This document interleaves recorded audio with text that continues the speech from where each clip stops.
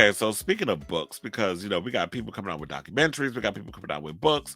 I got some Drag Race tea, and the funny thing was, I was sitting there talking about why hasn't Drag Race ever come out with a book regarding stuff that goes on behind the scenes with the show? And I said somebody really needs to write one because we've heard so many stories, especially like with Nacia Lopez has been on, Roscoe's the viewing party, and she spills a lot of tea as much as she can that doesn't violate her NDA.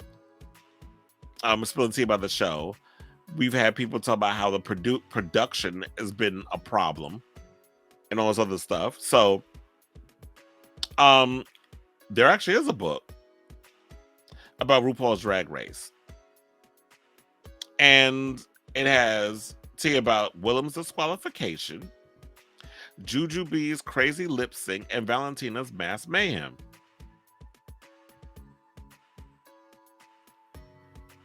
Wait, they're actually I may have to read that article because I didn't know. I didn't. I think. Oh, I know about the whole the disqualification because Willa was on the Sissy That Talk podcast with Joseph Shepard. Shout out to him because your girl got in trouble, Miss Tyra Sanchez. We're about to get into that story in a second too. But anyway, so let's talk about the book, which is called "And Don't Fuck It Up," or should I say in Spanish, "Y no la cares."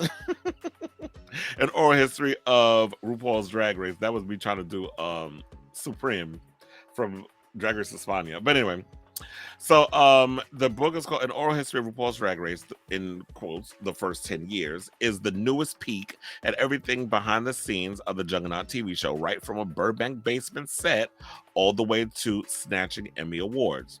And I love the fact of like with RuPaul's Drag Race, it started out at in a basement where they filmed it on a small little set. They was like, let's just get through the first season. We had 10 queens, or was it 9? And we had these little challenges, whatever, and it was cute. And they managed to turn this into a juggernaut.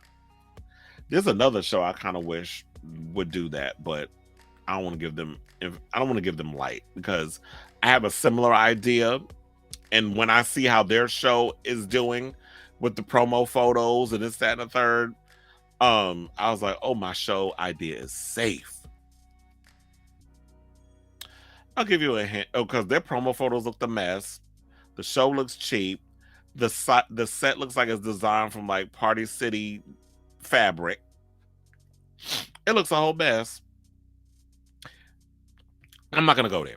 Well, I did go there, but I'm not gonna fully reveal what it is because whatever. But anyway,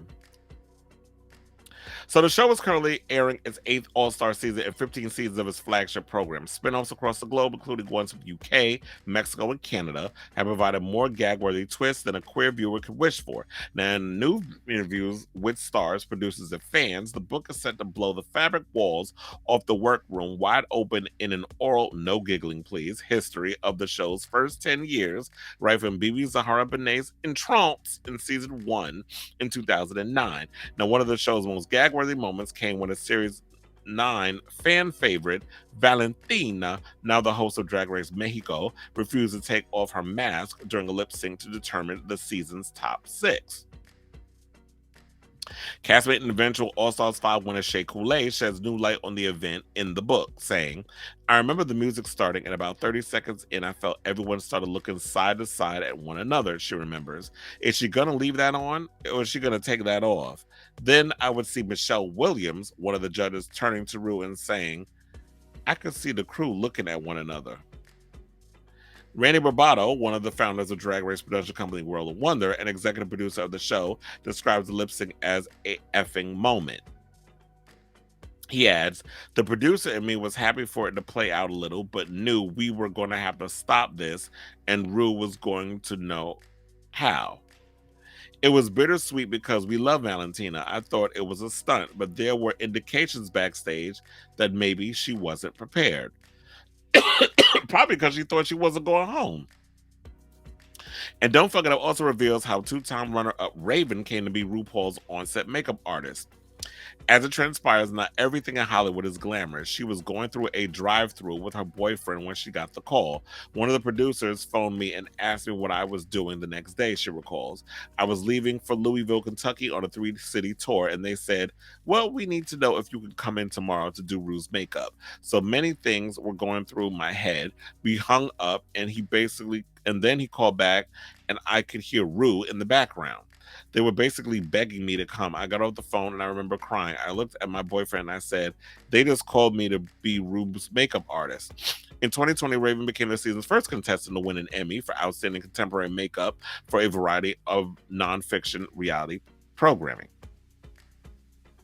Elsewhere in the book, Jinx Monsoon, winner of both Season 5 and All Star 7, admits that some broadcast incidents of her narcolepsy were played up for the camera. Of course they were. To me, the moments are obvious. When I'm falling asleep trying to write my jokes for the roast, that was real. When I'm in the middle of a sentence and all of a sudden it cuts to me and I'm asleep, that was played up, she admits. So, in case you're wondering, and don't fuck it up, an oral history of RuPaul's Drag Race, the first 10 years, is available now. So, if you're looking to buy the book, definitely get your hands on it. It's $30. And I'm sure it's definitely got all the great tea that we need. But I'm looking forward to seeing Valentina on Drag Race Mexico. Like I told you, I haven't really particularly gravitated towards a lot of the Drag Race spinoffs, but it's definitely one that I'm curious to check out.